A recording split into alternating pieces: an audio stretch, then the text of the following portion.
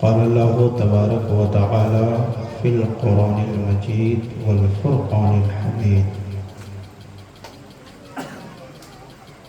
كل نفس ذائقة الموت وإنما توفون أجوركم يوم القيامة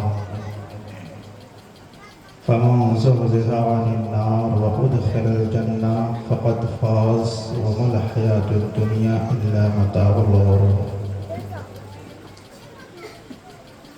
صدق الله العظيم وبلغنا رسوله النبي الأمين المتين المكين الكريم. آئیے تیزی کے ساتھ ہم اور آپ سب سے پہلے گنبد خضرا میں آرام فرمانے والے آقا و مولا حضور سید عالم نور مجسم شاہ بنی آدم فخر الرسول دانۂ سبل مولائے کل نائب پروردگار حضور احمد مصطفیٰ محمد مصطفیٰ صلی اللہ تعالی علیہ وآلہ وسلم کی بارگاہ میں عقیدت و محبت کے ساتھ درود شریف کا ہدیہ پیش کر لے. پڑھ لے بآواز بلند اللہم صلی علی سیدنا شفیعنا حبیبنا نبینا مولانا محمد بارک وسلم. صلو علیہ صلاۃ و سلام علیک یا رسول اللہ صلی اللہ تعالی علیہ وسلم.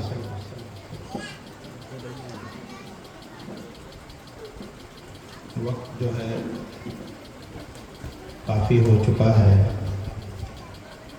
اور انشاءاللہ جو وقت مقررہ ہے 11 بجے تک یہ پروگرام اختتام کو پہنچ جائے گا.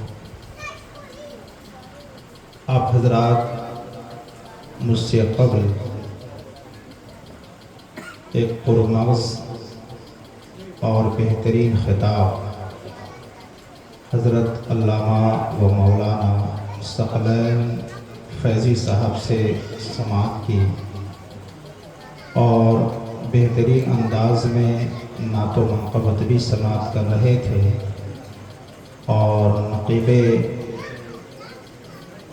سدا بہار حضرت مولانا رئیس کوثر صاحب سے بھی اچھے اشعار نقابت کے ذریعہ سماعت کر رہے تھے. میں گزارش کروں گا کہ بیچ میں جو کرسیاں خالی ہیں جو لوگ پیچھے بیٹھے ہیں بچوں کو ادھر کر کے آپ لوگ بیچ میں بیٹھ جائیں تو زیادہ بہتر ہوگا. گزارش ہے، کوئی دباؤ نہیں ہے، مرضی ہو تو آ جائیں نہیں تو کوئی بات نہیں. یہ محفل پاک خاص طور سے مرحوم و مغفور علی جناب محمد مختار صاحب کو ثواب پہنچانے کے غرض سے انعقاد کیا گیا ہے. لہٰذا سب لوگ یہ نیت کر لیں کہ اس محفل میں جتنی دیر آپ بیٹھے ہیں اور جو کچھ آپ اپنی زبان سے ادا کر رہے ہیں سب کا ثواب پروردگار عالم مرحوم مغفور کو عطا فرمائے. قبر میں جانے کے بعد سب کو ضرورت ہوتی ہے کہ کوئی اس کے لیے ایصال ثواب کرے، کوئی اس کے لیے صدقات و خیرات کرے، کوئی اس کے لیے ایسا کام کرے کہ قبر میں اسے راحت پہنچے. اس لیے خاص طور سے جب یہ محفل ہو تو ضرور شریک ہوا. دنیا کا دستور ہے کہ آج آپ جس کی محفل میں جائیں گے کل وہ آپ کی محفل میں، آپ نہیں جائیں گے تو وہ نہیں آئیں گے. جبکہ ایسا نہیں ہونا چاہیے کہ جو لوگ بھی جائیں، آج ہم اگر کسی کو ثواب پہنچانے کے لیے آئے ہیں تو کل ہم بھی قبر میں ہوں گے تو لوگ بھی ہمیں ثواب پہنچانے کے لیے، اس لیے ضرور جایا کریں. اللہ تبارک و تعالی قرآن کریم میں جو یہ آیت کریمہ بیان فرمائی اس پر تھوڑی دیر گفتگو کروں گا. اس سے قبل کسی شاعر نے بہت ہی پیارے انداز میں زندگی اور موت کا نقشہ کھینچا اور کہتا نظر آتا ہے زندگی ہے دو جہاں کی. شاعر کہتا نظر آتا ہے کہ زندگی ہے، زندگی کے ہے دو جہاں، زندگی کے ہے دو جہاں، ایک یہ جہاں ایک وہ جہاں. زندگی کے ہے دو جہاں، ایک یہ جہاں ایک وہ جہاں، دونوں جہانوں میں بس فاصلہ ہے ایک سانس کا. دونوں جہانوں میں بس فاصلہ ہے ایک سانس کا. چلتی رہے تو یہ جہاں، رک جائے تو چلتی رہے تو یہ جہاں، رک جائے تو وہ جہاں. اور سانسوں کی اس مالا میں، سانسوں کی اس مالا میں رنگ بھر دو عشق رسول کا. سانسوں کی اس مالا میں رنگ بھر دو عشق رسول کا. پھر یہ جہاں کہ وہ جہاں ساتھ ہوں گے محبوب دو جہاں. پھر یہ جہاں کہ وہ جہاں ساتھ ہوں گے محبوب دو جہاں. اور جس کے ساتھ ہو جائے محبوب دو جہاں، جس کے ساتھ ہو جائے محبوب دو جہاں، وہ یہاں بھی کامیاب ہو جائے اور وہاں بھی کامیاب ہو جائے. وہ یہاں بھی کامیاب ہو جائے اور وہاں بھی کامیاب ہو جائے. محترم و معزز سامعین، یہ لفظ بار بار سنتے ہیں کہ اللہ تبارک و تعالیٰ نے قرآن میں موت کا ذکر کرنا ہے کہ جس شے کے اندر جان ہے، جو بھی جاندار ہے، سب فنا ہونے والی ہے، ختم ہونے والی ہے. اس پر گفتگو سے قبل موسیٰ علیہ السلام کی وہ 4 دعائیں مجھے یاد آ رہی ہیں کہ موسیٰ علیہ السلام اپنے زمانے میں، دیکھیں میں بہت زیادہ شور شرابے سے تقریر نہیں کرتا ہوں، جہاں پر جیسی ضرورت ہوتی ہے وہاں پہ کیا جاتا ہے، ہر جگہ شور شرابہ نہیں، کیونکہ ابھی جو بات ہوگی وہ فکر آخرت کے تعلق سے، کیونکہ فکر آخرت کے تعلق سے اللہ کے رسول فرماتے ہیں کہ آخرت کے بارے میں 1 ساعت غور کرنا، 1 لمحہ غور کرنا 60 سال کی عبادت سے بہتر ہے. آخرت کے بارے میں 1 لمحہ سوچنا، فکر کرنا 60 سال کی عبادت سے بہتر ہے. اس لیے ذرا ہم آخرت کے بارے میں بھی سوچیں کہ ہماری آخرت کیسے ہونی چاہیے. موسیٰ علیہ السلام کہتے ہیں پروردگار عالم کتنا اچھا ہوتا جنت ہوتی دوزخ نہ ہوتی. سب چاہتے ہیں، کوئی ایسا مسلمان نہیں ہے جو نہیں چاہتا کہ ہم جنت میں جائیں. سب چاہتے ہیں کہ جنت میں جائیں. دوسری دعا کی موسیٰ علیہ السلام نے پروردگار عالم کتنا اچھا ہوتا کہ زندگی ہوتی اور موت نہیں ہوتی. تیسری دعا کی موسیٰ علیہ السلام نے پروردگار عالم کتنا اچھا ہوتا کہ سب کے سب مالدار ہوتے، غریب کوئی نہیں ہوتا.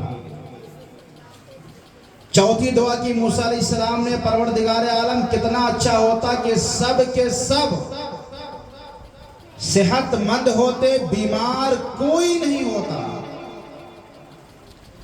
اور یہ 4 دعائیں جو موسیٰ علیہ السلام نے کی نا، ہماری مزاج کے موافق. ہم چاہتے ہیں نا، کسی سے پوچھے مرنا چاہتے ہو؟ نہیں. اگر ماں کے سامنے کہہ دیا جائے، بیٹا کہے کہ مرنا ہے، تو ماں کہتی ہے ایسی بات کیوں بولتے ہیں، جبکہ حقیقت ہے کہ نہیں موت.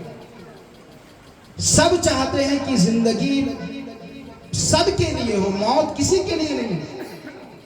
مگر پروردگار عالم جس نے کائنات بنائی، کہا جاتا ہے فعل الحکیم لا یخلو عن الحکمہ، حکیم کا کوئی بھی کام حکمت سے خالی نہیں ہوا کرتا ہے۔ اب پروردگار عالم موسیٰ علیہ السلام کو جواب دیتا، کہتا اے موسیٰ، اگر میں زندگی ہی سب کو دیتا اور موت نہیں دیتا تو یہ بتاؤ کہ پھر میری ملاقات سے مشرف کون ہوتا؟ مومن کے لیے سب سے بڑا انعام جنت کے اندر وہ یہ ہوگا کہ پروردگار عالم اپنا دیدار جنت میں جنتیوں کو کرائے گا۔ اگر مر کر نہیں، اگر مریں گے نہیں تو رب کا دیدار کیسے کریں گے؟ موت سے گھبرانے کی ضرورت نہیں ہے کہ مر جائیں گے نہیں۔ سب سے بڑا انعام تو یہ ہوگا کہ اگر حالت ایمان پر جائیں گے تو رب تبارک و تعالی بندوں کو اپنا دیدار عطا فرمائے گا۔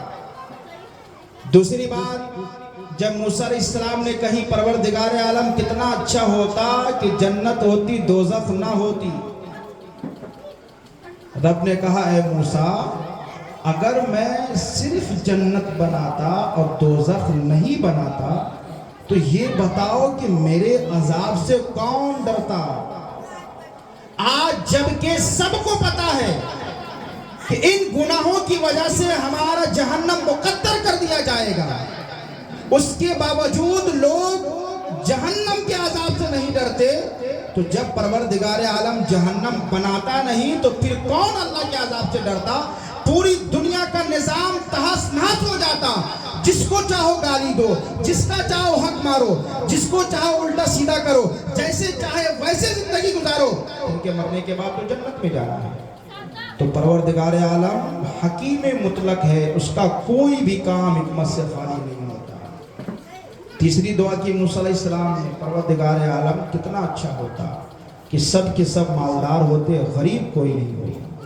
رب تبارک و تعالیٰ نے کہا اے موسیٰ، اگر میں سب کو مالدار بناتا اور کسی کو غریب نہیں بناتا تو پھر مجھے بتاؤ کہ میری نعمتوں کا شکریہ کون ادا کرتا؟ یہ حقیقت ہے کہ جو غریب انسان اللہ کی نعمتوں کا شکر ادا کر رہا ہے، ایک مالدار اور ایک صاحب مال ادا نہیں کر پا رہا ہے۔ اسے فرصت نہیں کہ اللہ کا شکر ادا کرے، وہ تو سو رہا ہے تو یہ سوچ کر سو رہا ہے کل مال کس سے لینا ہے اور پیمنٹ کس سے لینا ہے، وہ سو رہا تو یہ سوچ کر سو رہا ہے، اٹھ رہا تو یہ سوچ رہا ہے کہ اب پیمنٹ کس سے دینا ہے، کس سے لینا ہے۔ اسے شکر ادا کرنے کا موقع نہیں ملتا۔ جو غریب ہیں وہ اللہ کا شکر ادا کرتے نظر آتے ہیں۔ اس لیے صوفیاء کرام کہتے ہیں جب اللہ تبارک و تعالیٰ تمہیں دے تو اللہ کا شکر ادا کرو، اور نہ دے تو اس سے زیادہ شکر ادا کرو۔ لوگوں نے کہا دے تب شکر ادا کرے، یہ بات تو سمجھ میں آتی ہے، مگر جب ملا ہی نہیں تو شکر کس بات کا؟ صوفیاء کرام کہتے ہیں بات دراصل یہ ہے جب نہ ملے تو اس لیے شکر ادا کرو کہ پروردگار عالم جب مجھے ملا ہی نہیں تو میدان محشر میں اس حساب سے میں بچ جاؤں گا جو دینے کے بعد تو مجھ سے سوال کرے گا۔ دینے کے بعد جو تو سوال کرے گا اس سے تو بچ جاؤں گا میں میدان محشر میں۔ پروردگار عالم قرآن میں فرما رہا ہے ثم لتسألن یومئذ عن النعیم، اللہ تبارک و تعالی ہر نعمت کے بارے میں سوال کرے گا، ہر نعمت کے بارے میں پوچھے گا، بتاؤ یہ دیا، یہ کہاں خرچ کیا، زندگی دی کہاں خرچ کیا، مال دیا کہاں خرچ کیا، ہر ایک ایک نعمت کے بارے میں پروردگار عالم سوال کرے گا۔ کس کے اندر طاقت ہے رب کی بارگاہ میں کھڑے ہو کر جواب دینے کی؟ قرآن میں اللہ فرما فَوَرَبِّكَ لَنَسْأَلَنَّهُمْ أَجْمَعِينَ عَمَّا كَانُوا يَعْمَلُونَ۔ پروردگار عالم کہہ رہا اے محبوب تمہاری قسم ہر ایک سے میں سوال کروں گا، جو کچھ میں نے اسے عطا کیا ہے ہر نعمت کے بارے میں ہر ایک سے سوال کروں گا۔ کس کے اندر ہمت ہے رب کی بارگاہ میں جواب دینے کی طاقت رکھ سکتا ہے؟ چوتھی دعا کی موسیٰ علیہ السلام نے پروردگار عالم کتنا اچھا ہوتا کہ سب کے سب لوگ صحت مند ہوتے، بیمار کوئی نہیں ہوتا۔ پروردگار عالم کہتا موسیٰ اگر میں سب کو صحت دے دیتا، اب بیماری کسی کو اگر میں نہیں دیتا، تو پھر یہ مجھے بتاؤ، اگر میں سب کو صحت دے دیتا، بیماری کسی کو نہیں دیتا، تو پھر بتاؤ مصیبت کے وقت کون مجھے یاد کرتا؟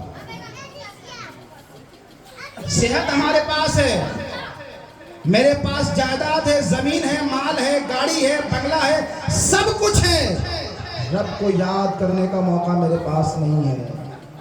مگر وہی صحت و سلامتی والا انسان اگر اچانک ایکسیڈنٹ ہو جائے، ہاسپٹل میں ایڈمٹ کر دیا جائے، ڈاکٹر جواب دے دے کہ اب اس کی زندگی کا کوئی بھروسہ نہیں ہے، یہ کب دنیا سے چلا جائے، وہی انسان جو اب تک اپنے رب کو یاد نہیں کر رہا تھا، اپنے سر کو سجدے میں ڈال کر کہے گا، اے پروردگار عالم ایک مرتبہ زندگی عطا فرما دے، ساری زندگی تم اس سجدے سے سر نہیں اٹھا۔ وہی انسان ہے۔ اللہ تبارک و تعالیٰ کا کوئی بھی کام حکمت سے خالی نہیں ہوا کرتا ہے، اس لیے اللہ تبارک و تعالیٰ جس کو جو کچھ بھی عطا فرمایا اس پر اللہ کا شکر ادا کرے، شکوہ نہ کرے کہ یہ نہیں ہے میرے پاس، کیونکہ رب بہتر جانتا ہے کہ آپ کے پاس کیا ہونا بہتر ہے اور کیا نہیں ہونا ہے۔ انسان نہیں جانتا، رب جانتا ہے کہ کیا ہونا بہتر ہے اور کیا نہیں ہونا بہتر۔ قرآن میں جو یہ بار بار موت کا ذکر سنتے ہیں، یہ پتہ ہے موت کیا ہے؟ موت یہ نہیں ہے کہ جسم اور روح کا کنیکشن ختم ہو گیا، ہم انہیں قبر تک پہنچا دیے، یہ موت نہیں ہے۔ انسان جسم اور روح کا جب کنیکشن ختم ہوتا ہے تو صرف وہ انسان دنیا کی نگاہوں میں مردہ کہا جاتا ہے، مگر روح نہیں مرتی، اس کی روح جو ہے اس کی نہیں مرا کرتی، بس اس وقت جو ہے اس کے جسم سے الگ کر دیا جاتا ہے۔ پتہ ہے موت کے وقت میں حالت نزع جس کو کہا جاتا ہے، اتنی تکلیف ہوتی ہے، اتنی تکلیف ہوتی ہے کہ جس کے بارے میں کہا گیا ہے، حدیثوں میں بتایا گیا کہ موت کے وقت جو انسان کو تکلیف ہوتی ہے اس کا ایک قطرہ اگر دنیا میں لوگوں کو تقسیم کر دیا جائے تو سارے لوگ اس ایک قطرے کی تکلیف سے مر جائیں، اور اس سے 70 گنا زیادہ تکلیف ہوگی میدان محشر میں، جہاں پر لوگ کھڑے رہیں گے حساب و کتاب کے لیے، اس سے 70 گنا زیادہ تکلیف ہونے والی ہے۔ ہم آسان سمجھتے ہیں، ہم سمجھتے ہیں بہت آسان ہے، قبر میں جائیں گے، رسول کا دیدار ہو جائے گا، پار ہو جائیں گے۔ جو ہماری بدعمالیاں ہیں، اگر رسول قبر میں آ کر اپنے چہرے کو پھیر لیں اور کہیں میں اسے نہیں جانتا، بتائیں کیا ہوگا قبر میں؟ جس کے بارے میں خود حضور فرماتے ہیں کہ نماز میری آنکھوں کی ٹھنڈک ہے۔ جو شخص نماز کو چھوڑ دینے والا ہوگا، کیا حضور قبر میں آ کر ہم عاشق رسول ہونے کا دعویٰ کریں، دیوانے مصطفیٰ ہونے کا دعویٰ کریں اور ہماری زندگی میں نماز نہ ہو؟ ہم سچے عاشق مصطفیٰ ہو ہی نہیں سکتے۔ صحابہ کرام اپنے زمانے میں مومن اور غیر مومن میں فرق کرتے تھے نماز سے۔ جو نماز پڑھنے والا ہوتا اسے مومن تصور کرتے، جو نہیں پڑھنے والا تو اسے مومن تصور نہیں کرتے۔ یہ سوالات قبر بہت آسان ہے، سوالات قبر آسان بھی ہے اور بہت سخت بھی ہے۔ اسی موت کا ذکر کرتے ہوئے بتایا گیا۔ اچھا، جب ہمارے گھر میں کوئی فوت ہوتا ہے، سلمان فارسی روایت کرتے ہیں، حضور فرماتے ہیں کہ اپنے مردے میں 3 علامتیں دیتے ہیں۔ 3 علامتیں، اگر موت کے وقت میں اس کے پیشانی پر پسینہ آ جائے، اس کی آنکھوں سے آنسو نکلنے لگے اور اس کے نتھنے پھول جائے تو سمجھ لو اللہ کی رحمت کا نزول ہو رہا ہے، اللہ کی رحمتیں اس پر اتر رہی ہیں۔ اور اگر یہ 3 علامتیں کہ اس کی آواز ایسی نکل رہی ہے کہ جس طریقے سے جوان اونٹ کا گلا گھونٹا جاتا ہے تو اس کی آواز اگر ویسی نکل رہی ہے، اور یہ دیکھو کہ اگر اس کا رنگ پھیکا پڑ گیا ہے، اور یہ دیکھو کہ اگر اس کے منہ سے جھاگ نکلنے لگا ہے، تو سمجھ جاؤ کہ اللہ تبارک و تعالیٰ کی طرف سے عذاب اس پر نازل ہو رہا ہے۔ کبھی ہم نے تصور نہیں کیا موت 2 طریقے سے ہوتی ہے، ایک اچھی موت ایک بری موت ہوا کرتی ہے۔ اسی موت کے حوالے سے صحابہ کرام کتنے فکر مند تھے۔ آج اتنے جو گناہ جنم لے رہے ہیں وہ موت سے غفلت کی بنیاد۔ صحابہ کرام بیٹھے ہیں، حضور بھی بیٹھے ہیں، اللہ کے رسول اپنے صحابہ کو کس طرح تربیت فرما رہے ہیں۔ میرے آقا کہتے ہیں میرے صحابہ بتاؤ موت کے بارے میں تمہاری کیا رائے ہے؟ کس صحابی کی بات ہو رہی ہے؟ ان صحابہ کرام کی بات ہو رہی ہے کہ جتنا صحابہ کرام کا جنتی ہونا، جتنا جنت کا ہونا یقینی ہے اتنا صحابہ کرام کا جنتی ہونا یقینی ہے۔ حضور کہتے ہیں بتاؤ موت کے بارے میں تمہارا کیا تصور ہے؟ ایک صحابی اٹھے کہا یا رسول اللہ ہم نے فجر کی نماز پڑھی، اس بات کی خبر نہیں کہ ہم ظہر کی نماز پڑھ سکتے کہ نہیں پڑھ سکتے۔ حضور نے کیا فرمایا؟ لمبی امید ہے، فجر اور ظہر کے درمیان کافی وقت ہوتا ہے۔ پھر ایک صحابی اٹھے کہا یا رسول اللہ ہم نے ظہر کی نماز پڑھی ہے، خبر نہیں ہم عصر کی پڑھ سکتے کہ نہیں۔ حضور نے فرمایا یہ بھی لمبی امید۔ پھر ایک صحابی اٹھے کہا یا رسول اللہ ہم نے عصر کی نماز پڑھی ہے، خبر نہیں کہ ہم مغرب پڑھ سکتے کہ نہیں پڑھ سکتے، جبکہ اور نمازوں کے بنسبت سب سے کم وقت عصر اور مغرب کا ہوتا ہے۔ میرے حضور نے فرمایا یہ بھی لمبی امید ہے۔ اب صحابہ کرام کہتے ہیں یا رسول اللہ آپ ہی ارشاد فرما دیں کہ ہم موت کے بارے میں ہمارا تصور کیا ہونا چاہیے، ہماری فکر کیا ہونی چاہیے۔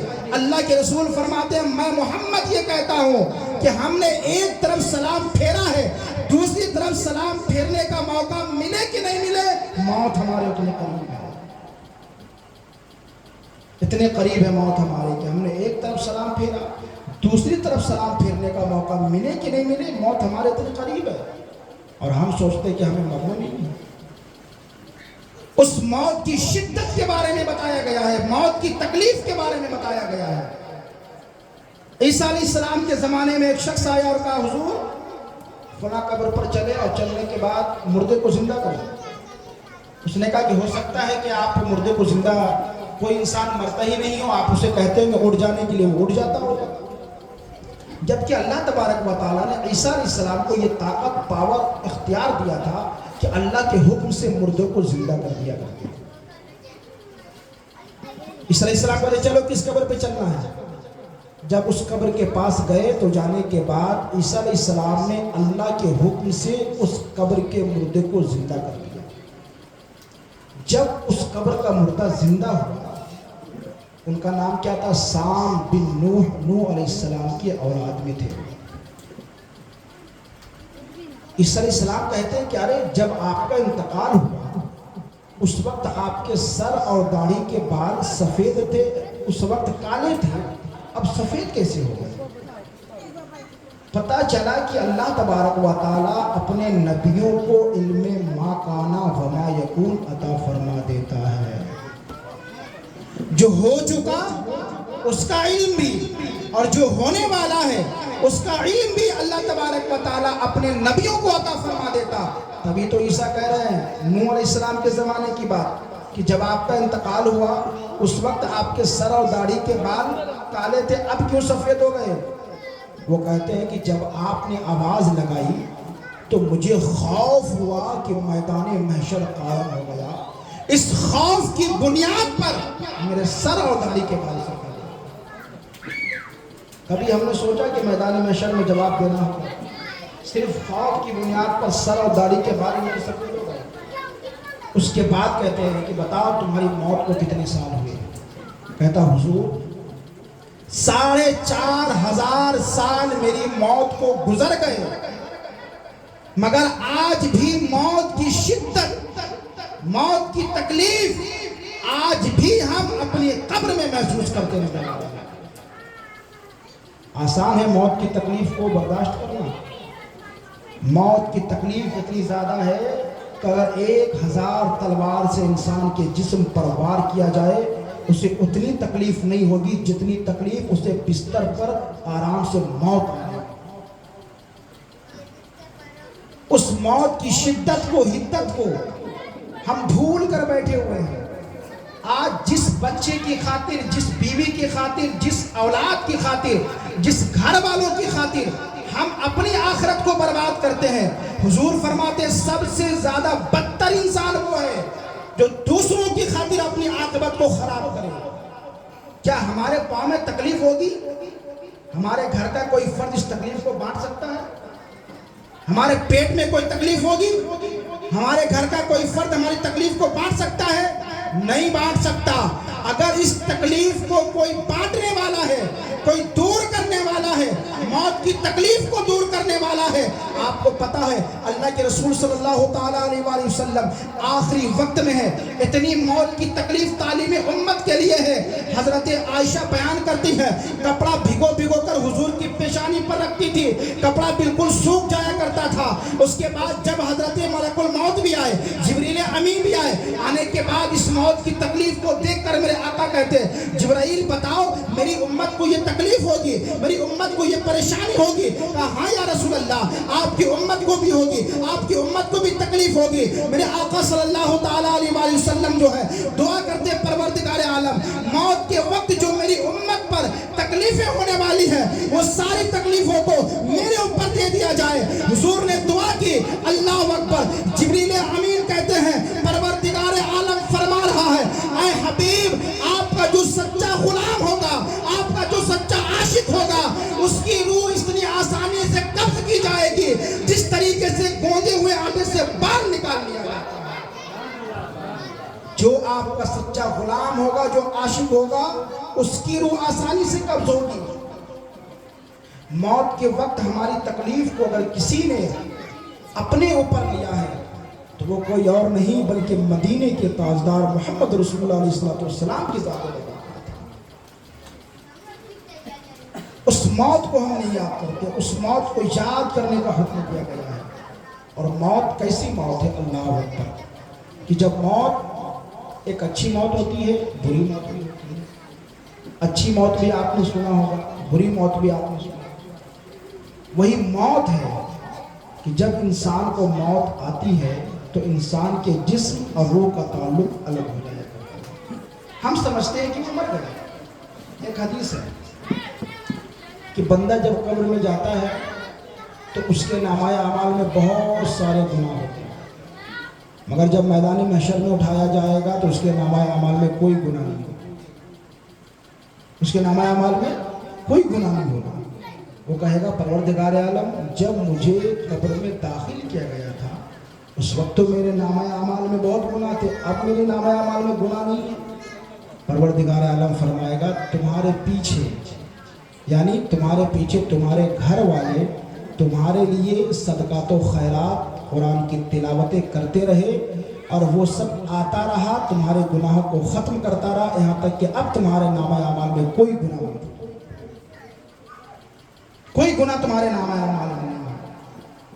تو انسان اگر دنیا میں اگر کچھ پڑھ کر اپنے مرحومین کے نام بخشتا ہے تو اللہ تعالیٰ اس کا ثواب اسے ضرور پہنچا دیا کرتا ہے، اسے عطا فرما دیا کرتا ہے۔ موت کے حوالے سے شداد بن اوس رحمۃ اللہ علیہ کہتے ہیں کہ موت کی تکلیف آرو کے کاٹنے سے، قینچی کے کاٹنے سے اور ہانڈی میں ابالنے سے بھی زیادہ سخت موت کی تکلیف ہے۔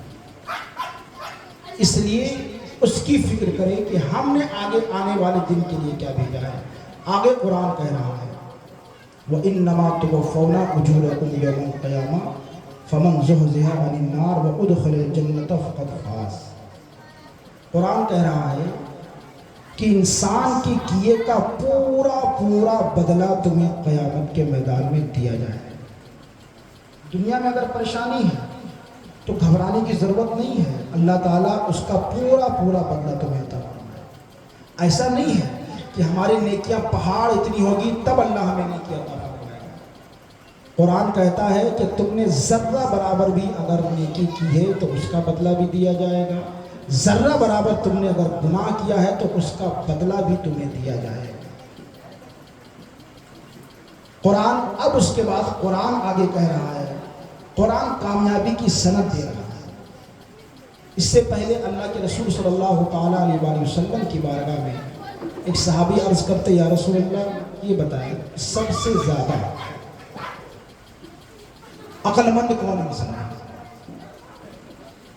اب دیکھیں حضور سے سوال کیا ہے، عقل مند کون انسان ہے؟ حضور نے جسے عقل مند کہا ہم اسے عقل مند ہو۔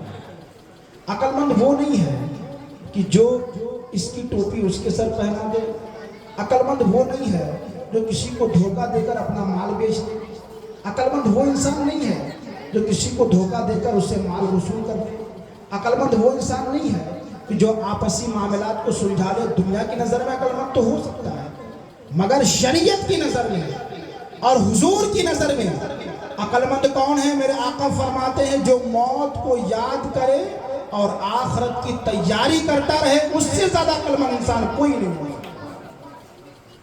وہ جانتا ہے کہ موت آئے گی، وہ جانتا ہے کہ آخرت میں ہمارے سوالوں کا جواب، مجھ سے سوال ہوگا، اس کا جواب دینا ہوگا۔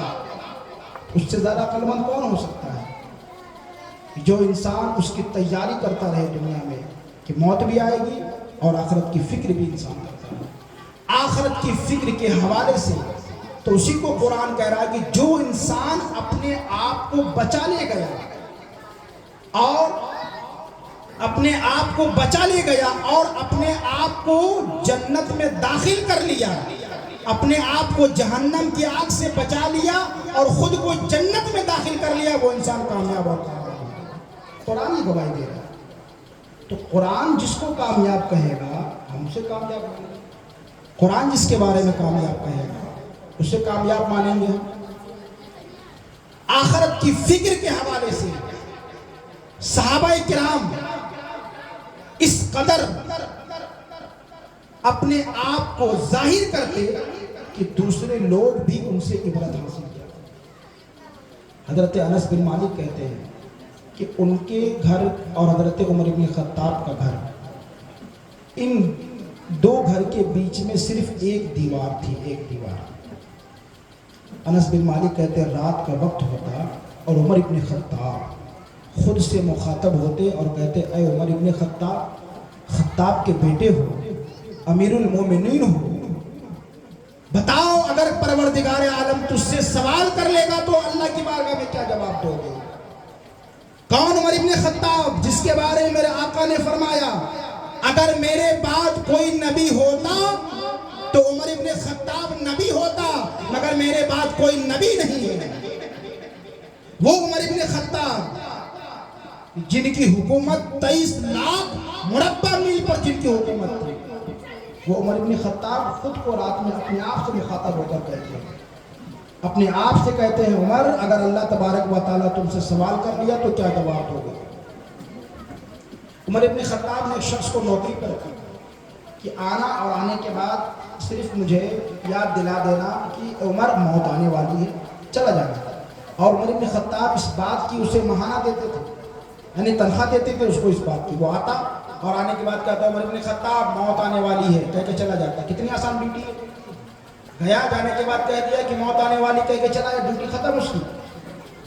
کچھ دنوں کے بعد عمر ابن خطاب کہتے ہیں یہ پیسہ لو اور اب آنے کی ضرورت نہیں ہے۔ کہ حضور کوئی غلطی ہو گئی، اب اتنی آسان ڈیوٹی سے اگر کسی کو ہٹا دیا جائے تو تکلیف کی بات ہے۔ کہ حضور کوئی غلطی ہو گئی؟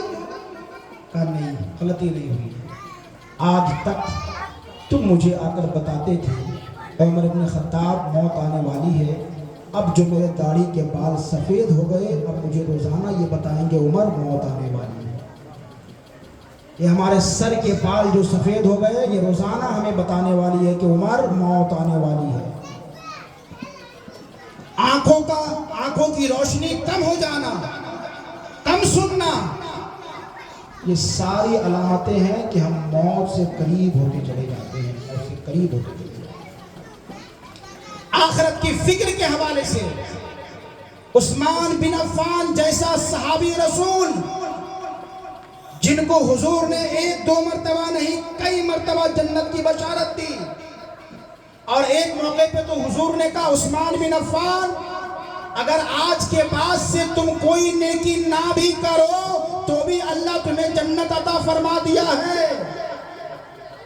وہ عثمان ابن عفان قبر کے پاس سے گزرتے اس قدر روتے کہ لوگوں نے کہا حضور جب آپ کے سامنے جنت جہنم کا ذکر ہوتا تو آپ نہیں روتے، جب قبر کو آپ دیکھتے اس قدر آپ روتے ہیں۔ عثمان بن عفان کہتے ہیں ہر انسان کی پہلی منزل قبر ہے۔ کس قبر کی بات ہے کہ جانے کے بعد انسان اپنا ہاتھ دیکھنا چاہے تو نہیں دیکھ سکتا، کفن دیکھنا چاہے تو کفن نہیں دیکھ سکتا۔ اتنی سخت اور تاریک اندھیری رات قبر کی ہوا کرتی ہے۔ دن میں بھی قبر کے اندر صرف اندھیرا ہی اندھیرا ہوا کرتا ہے۔ اس قبر کے تعلق سے حضرت عثمان بن عفان کہتے ہیں ہر انسان کی پہلی منزل قبر ہے، اگر اس جگہ کامیاب ہو جائے گا سب میدان میں وہ کامیاب ہو جائے گا، یہاں ناکام ہو گیا یہی پھنس کر رہ جائے گا۔ وہ عثمان بن عفان کا یہ حال تھا۔ آج ہم بے درید ہو کر اپنی زندگی کو گزارتے ہیں، بے باک ہو کر گزارتے ہیں، ایسا کہ ہمیں مرنا نہیں ہے۔ ایک آخری بات، اللہ کے رسول صلی اللہ تعالیٰ علیہ وسلم، مدینہ شریف میں سخت گرمی ہے، چلچلاتی دھوپ ہے۔ حضرت ابوبکر صدیق باہر نکلا، مسجد میں آئے، کچھ دیر کے بعد دیکھا کہ حضرت عمر بن خطاب بھی باہر آئے۔ آنے کے بعد کچھ دیر بعد دیکھا جب ان آپس میں گفتگو ہوئی، کہ تم کس وجہ سے باہر آئے؟ تو عمر بن خطاب کہتے بھوک نے ہمیں گھر سے باہر نکال دیا۔ آج ہمارے پاس کھانے کی کمی ہے، صبح سے لے کر رات تک 4 مرتبہ ہم کھاتے ہیں، ناشتہ کھانا، شام کا ناشتہ رات کا کھانا۔ اور ابوبکر صدیق اتنے بڑے صحابی رسول جن کے بارے میں کہا گیا اس کائنات کے اندر انبیاء کے بعد اگر کوئی افضل ہے تو ابوبکر صدیق افضل ہے۔ کہتے ہیں کہ میں بھوک کی وجہ سے باہر آیا، عمر بن خطاب کہتے ہیں بھوک نے مجھے بھی گھر سے باہر نکال دیا۔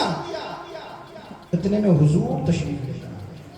حضور نے کچھ پوچھا نہیں، حضور نے کہا اپنے دونوں صحابیوں سے کہا چلو میرے ساتھ فلاں صحابی کے گھر چلتے ہیں۔ فلاں صحابی کے گھر گئے، دروازے پہ دستک دی، اندر سے آواز آئی، پھر حضور نے کہا میں ہوں، میرے ساتھ 2 صحابی ہیں، دروازہ کھولا گیا، حضور گئے، جا کر گھر میں حضور بیٹھے، بیٹھنے کے بعد فوراً جو جس صحابی کا وہ گھر تھا اپنے باغ سے کھجور توڑ کر لائے اور حضور کی بارگاہ میں پیش کر دیا۔ حضور نے کہا آپ تو یہاں تھے نہیں، آپ کو کیسے پتا چلا کہ میں آپ کے گھر آیا ہوں؟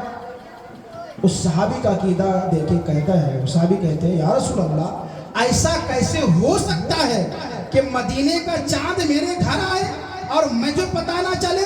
ایسا کیسے ہو سکتا ہے یا رسول اللہ آپ تشریف لائیں اور خوشبو مجھ تک نہ پہنچے؟ آپ کی خوشبو سے میں پہچان گیا کہ میرے گھر مدینے کا چاند تشریف لے کر آیا۔ حضور نے تناول فرمائی، بکری کو ذبح کیا گیا، گوشت بننے کے بعد حضور علیہ السلام تناول فرمائے تو وہ صحابہ نے کھایا۔ کھانے کے بعد حضور رونے لگے کھانے کے بعد۔ عمر ابن خطاب کہتے ہیں یا رسول اللہ آپ رو کیوں رہے ہیں؟ اب دیکھیں جس کی وجہ سے اللہ نے کائنات بنائی، جس رسول کی وجہ سے ہمیں اور آپ کو بنایا گیا، جس رسول کی وجہ سے پروردگار عالم کائنات کو رزق عطا فرما رہا ہے، جس کے بارے میں میرے امام کہتے ہیں وہ جو نہ تھے تو کچھ نہ تھا، وہ جو نہ ہو تو کچھ نہ ہو، جان ہے وہ جہان کی، جان ہے تو جہان ہے۔ جس رسول کے بارے میں میرے امام نے کہا جان ہے تو جہان ہے، اگر مصطفیٰ اس کائنات میں نہ آتے اللہ دنیا بناتا ہی نہیں، نہ آپ آتے نہ ہم آتے۔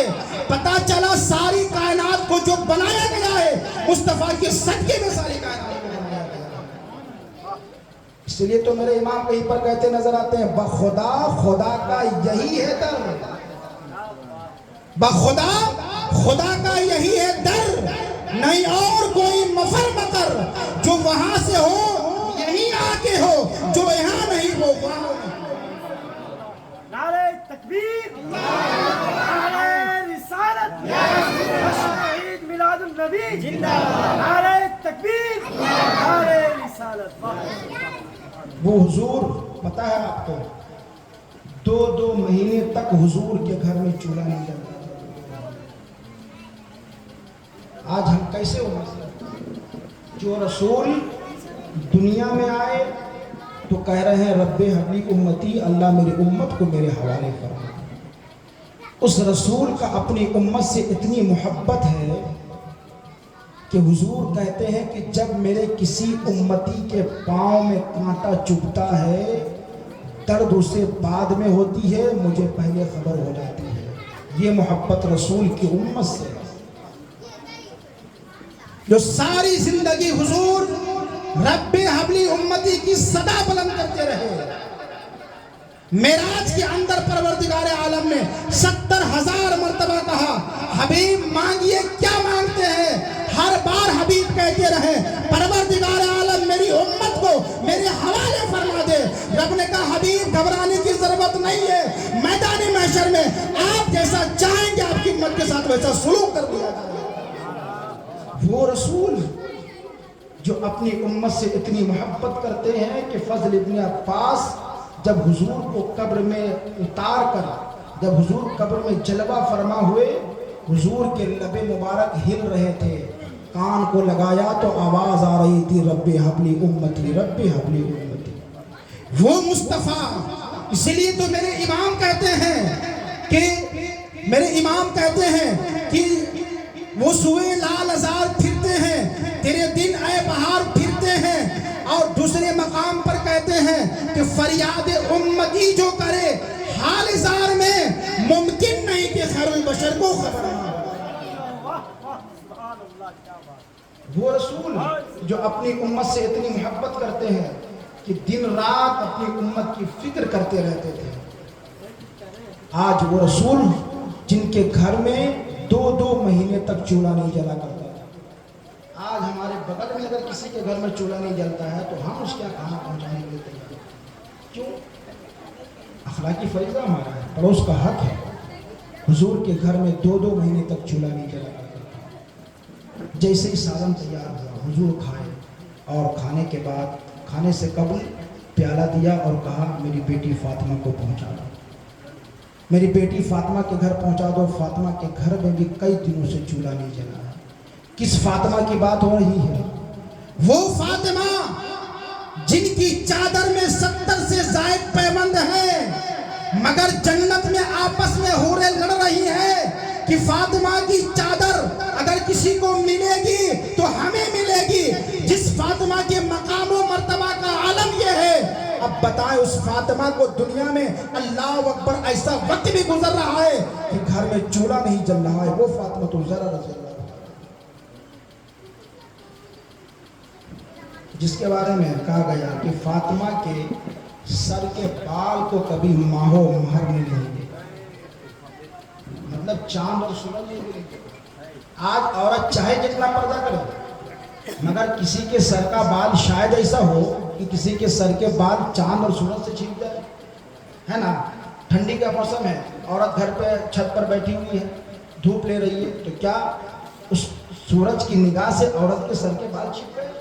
نہیں. مگر فاطمہ کی شان یہ ہے کہ جن کے سر کے بال کو کبھی چاند اور سورج نے بھی نہیں دیکھا تھا، وہ فاطمہ تو زہرا تھی. ان کے گھر میں سالن بھیجایا، حضور نے کھایا. کھانے کے بعد حضور رو رہے، کہا یا رسول اللہ کیوں رو رہے ہیں؟ اب میرے آقا نے کیا جواب دیا، دل کے کانوں سے سنیے.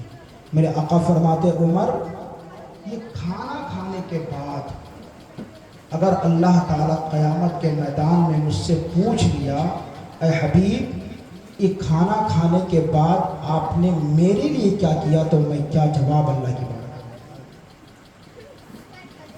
وہ رسول ہے. حضور یہ فکر دے رہے ہیں کہ اگر سوال کر لیا جائے گا تو حضور کہتے ہیں میں کیا جواب دوں گا. یہ تعلیم امت کے لیے ہے کہ سنو آخرت کو کبھی مت بھولو, اس دن کو مت بھولو جس دن سارے لوگ اللہ کی بارگاہ میں کھڑے ہونے سے کانپتے نظر آئیں گے. جبریل امی جیسا فرشتہ بھی اللہ کی بارگاہ میں کھڑے ہوتے ہوئے کانپتے ہوئے نظر آئیں گے. جبریل امی جیسے اس دن ہم کیا جواب دیں؟ حدیث پاک میں اللہ کے رسول علیہ الصلوۃ والسلام کہتے ہیں مفلس کون ہے. آخری بات ہے, کہتے ہیں کہ مفلس کون ہے. دنیا کی لینگویج میں, زبان میں ہم کہیں گے جس کے پاس مال نہیں ہے, جس کے پاس دولت نہیں ہے. آج ہمیں غور کرنا چاہیے, فکر کرنی چاہیے کہ دو چیزیں ہر انسان کے ساتھ, ایک حقوق اللہ, ایک حقوق العباد. اللہ کا حق کیا ہے؟ نماز ہے, روزہ ہے, حج ہے, زکوٰۃ ہے. حقوق اللہ, اس میں اگر کبھی کسی وجہ سے کوئی کمی ہو جائے تو اللہ تعالیٰ معاف کر دے گا, اس کی شان ہے معاف کر دے گا. مگر حقوق العباد یعنی بندوں کا جو حق ہے اس میں اگر کوتاہی آپ نے کی ہے تو اللہ تعالیٰ اس وقت تک معاف نہیں کرے گا جب تک بندہ معاف نہ کر دے. حضور نے کہا مفلس کون ہے؟ ہم کہیں گے مفلس وہ جس کے پاس مال نہیں ہے, جس کے پاس دولت نہیں ہے. صحابہ کرام نے کہا یا رسول اللہ مفلس وہ جس کے پاس مال و دولت نہیں ہے. حضور نے کہا نہیں. حضور نے کہا مفلس وہ نہیں ہے. حضور نے کہا مفلس کون ہے؟ جو میدان محشر میں نمازیں بھی بہت لے کر آئے گا, روزہ بھی بہت لے کر آئے گا, بہت سارے حج بھی کیے ہوں گے اس نے, زکاتیں بھی اس نے دی ہوں گی, سب لے کر آئے گا. اس کے باوجود حضور کہتے ہیں مفلس کیسے ہوگا کہ یہ سب کچھ کرنے کے بعد وہ انسان کبھی اپنے بھائی کا حق کھایا ہوگا, وہ انسان کبھی اپنے بھائی کا دل دکھایا ہوگا, اپنے بھائی کو گالی دیا ہوگا, کسی کو ناحق ستایا ہوگا, کسی یتیم کا مال کھایا ہوگا. یہ جب آئے گا وہ انسان, اس کے پاس تو پہاڑوں جیسی نیکیاں ہوں گی, مگر یہ جس کا حق دنیا میں مار کر آیا ہوگا اس کے نامہ اعمال سے وہ ساری نیکیاں نکال کر انہیں دی جائیں گی جس کا یہ دنیا میں حق مار کے آیا تھا. اس کے بعد بھی لوگ کم نہیں ہوں گے, نیکیاں اس کی ختم ہو جائیں گی. تو اب ان کے نامہ اعمال میں جتنے گناہ ان لوگوں کے ہیں وہ سارے کے سارے گناہ اس کے کھاتے میں ڈال دیا جائے گا. حضور کہتے ہیں مفلس وہ ہے جو سب لے کر جائے مگر میدان محشر میں اس کے پاس کچھ بھی موجود نہیں ہوگا. یہ کب ہم کریں گے؟ اس لیے ہمیشہ حقوق اللہ اور حقوق العباد کی احتیاط کرتے رہیں. ہمیشہ حقوق العباد کی بہت زیادہ احتیاط کریں. کبھی کسی کا حق آپ لے جا کر کریں گے کیا؟ یہاں نہیں دیں گے, وہاں پھنس جائیں گے, اور وہاں جو پھنس گیا وہ ساری زندگی پھنس رہے گا. یہاں تو آپ ادھر ادھر کر کے نکل جائیں گے مگر وہاں تو کوئی آپشن نہیں ہے. اس میں ایک حدیث مجھے یاد آئی ہے, آخری بات ہے. حضرت سمیر اصبحی رحمۃ اللہ علیہ کہتے ہیں کہ مدینہ منورہ میں ہم نے دیکھا ایک جگہ بھیڑ لگی ہوئی تھی, لوگوں کا اجتماع تھا. ہم قریب گئے تو جا کر دیکھا کہ ایک بہت بڑے صحابی حضرت ابو ہریرہ رضی اللہ تعالیٰ عنہ لوگوں کو حدیث کا درس دے رہے تھے. حدیث کا درس دے رہے تھے, لوگ سنے. جب سن کر چلے گئے, جب جگہ خالی ہو گئی تو سمیر اصبحی کہتے ہیں میں ان کے پاس گیا اور جانے کے بعد کہا کہ آپ مجھے کوئی ایسی حدیث بتائیے کہ جو آپ نے اللہ کے رسول سے ڈائریکٹ سنی ہو اور اللہ کے رسول نے وہ حدیث خاص طور پر آپ ہی کے لیے بیان فرمایا. وہ کہتے ہیں ہاں ضرور میں سناؤں گا وہ حدیث. اب گئے اور جانے کے بعد جب ان کے قریب بیٹھے تو حضرت ابو ہریرہ ایک مرتبہ انہوں نے سسکی لی, آہ بھرا اور بے ہوش ہو کر زمین پر گر گئے. کچھ دیر تک بے ہوش رہے, انہیں ہوش نہیں آیا. کچھ دیر کے بعد جب ہوش آیا تو انہوں نے کہا ضرور میں وہ حدیث بتاؤں گا. پھر ایک سسکی بھری, انہوں نے پھر بے ہوش ہو کر زمین پر گر گئے. اب زیادہ دیر تک بے ہوش رہے. جب دوسری مرتبہ ہوش سے باہر آنے کے بعد کہتے ضرور میں وہ حدیث تمہیں بتاؤں گا. اللہ کے رسول صلی اللہ تعالیٰ علیہ وآلہ وسلم نے مجھے بتایا ابو ہریرہ 3 لوگ ایسے ہیں, 3 لوگ ایسے ہیں کہ میدان محشر میں ان سے ان 3 لوگوں سے سب سے پہلے سوال کیا جائے گا. جب حساب کتاب شروع ہوگا ان 3 لوگوں سے سب سے پہلے حساب کتاب کیا جائے گا, ان سے پوچھا جائے گا. سب سے پہلا وہ شخص ہوگا, کہا جائے گا بتاؤ میں نے تجھے قرآن کا علم دیا تھا. کہے گا پروردگار عالم بے شک تم نے دیا تھا. بتاؤ تم نے اس کے مطابق عمل کیا؟ تم یہ چاہتے تھے کہ ہم قرآن پڑھیں اور دنیا ہمیں قاری قرآن کہے, تو سن لو میں نے تجھے کہلوا دیا, اب تمہارا کوئی یہاں پر اجر نہیں ہے. تو کہے گا پروردگار عالم ہاں میں نے عمل کیا. رب کہے گا تو جھوٹ بولتا ہے. فرشتے کہیں گے پروردگار عالم یہ جھوٹ بول رہا ہے. رب کہے گا تو قرآن اس لیے پڑھتا تھا, تو تقریر اس لیے کرتا تھا, تو خطاب اس لیے کرتا تھا کہ تجھے دنیا کہے بہت بڑا خطیب ہے. تو سن لو میں نے دنیا والوں سے تجھے کہلوا دیا کہ تو سب سے بڑا خطیب ہے, تو سب سے بڑا قاری قرآن ہے.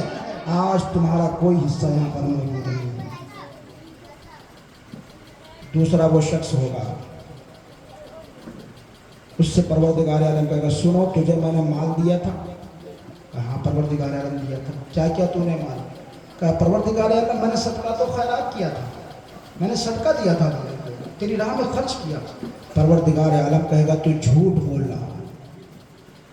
فرشتے کہیں گے پروردگار عالم یہ جھوٹ بول رہا ہے, تو نے صدقہ تو دیا, تو نے خیرات تو کیا, مگر اس لیے کیا تاکہ دنیا تجھے کہے کہ تو بہت بڑا فیاض ہے, بہت بڑا سخی ہے. تو دنیا سے میں نے تجھے کہلوا دیا, اب تمہارا کوئی حصہ یہاں پر موجود نہیں.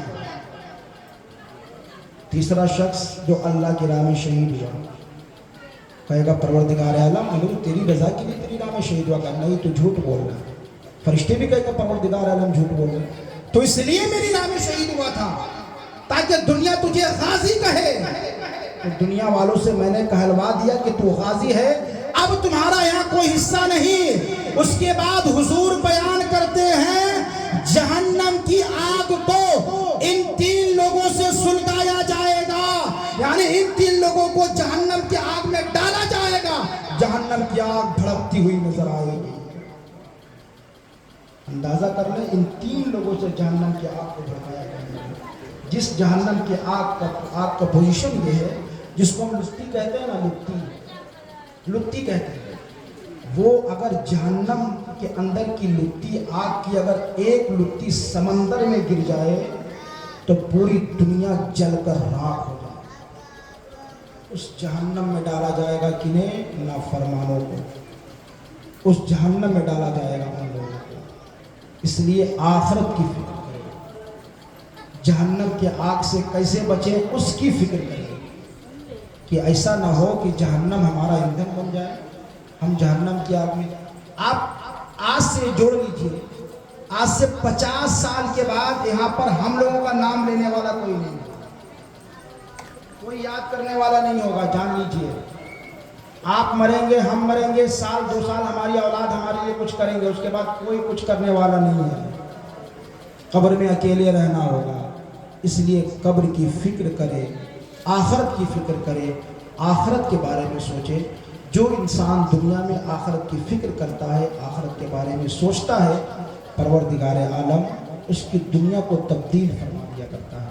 اس لیے دنیا سب کچھ نہیں ہے, دنیا میں آئے ہیں چلے جائیں گے. وہ خود اللہ تبارک و تعالیٰ قرآن میں کہتا ہے وما الحیات الدنیا الا متاع الغرور, دنیا صرف دھوکے کی چیز ہے اور کچھ بھی نہیں. جو دنیا خود پروردگار عالم نے بنائی وہ خود کہہ رہا ہے دنیا دھوکے کی چیز ہے. دنیا کے اندر مت پڑو, یہ مال زر یہ اتنی ساری چیزیں ہیں, لوگ اس میں الجھ گئے اور آخرت کو بھول گئے, موت کو بھول گئے. اس لیے ہمیشہ کوشش کریں کہ اپنے آپ کو بھی, قرآن کہتا ہے کہ خود کو جہنم کی آگ سے بچاؤ, اپنی اولاد کو بھی جہنم کی آگ سے بچاؤ. دونوں کو بچائے گا وہ انسان کامیاب اور کامران ہوگا. اللہ تبارک و تعالیٰ کی بارگاہ کی دعا ہے مولا ہمیں آپ کو سب کو اہدنا الصراط المستقیم پر چلنے کی توفیق عطا فرمائے. کھڑے ہو کر